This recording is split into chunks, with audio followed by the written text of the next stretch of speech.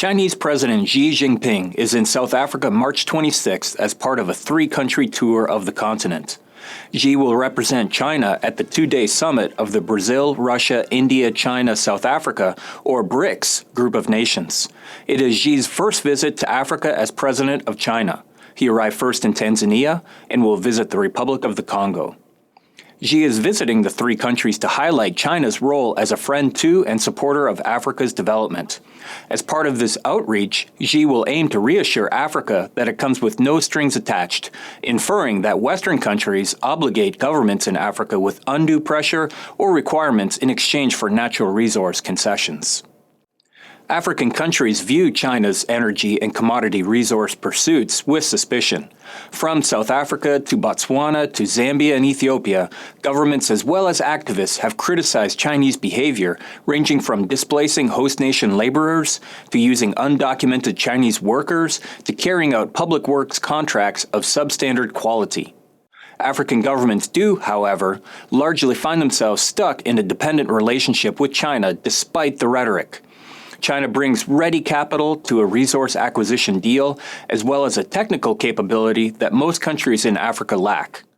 For example, President Xi and President Jacob Zuma are discussing China's cooperation in financing and constructing a new crude oil refinery that the South African government has floated for several years now. With the proposed capacity of 400,000 barrels per day, the cost of the Coha refinery, surely to exceed $10 billion and likely be closer to $20 billion, far exceeds the amount of capital Pretoria and its state-owned oil company Petro SA could commit. With no Western financier willing to commit that scale of capital, Pretoria must turn elsewhere. Few apart from the Chinese could assemble that required scale of capital. China brings a voracious appetite for natural resources that conforms African government behavior, even if that behavior risks government unpopularity. The Michael Sata administration in Zambia, for example, has not constrained China's investments in its copper mines, even though Sata conducted a victorious elections campaign highlighting Chinese exploitation of Zambian mining labor.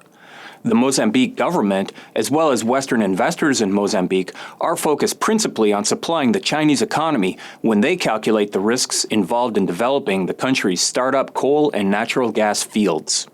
Governments in Africa, like anywhere, want to achieve their political and economic objectives.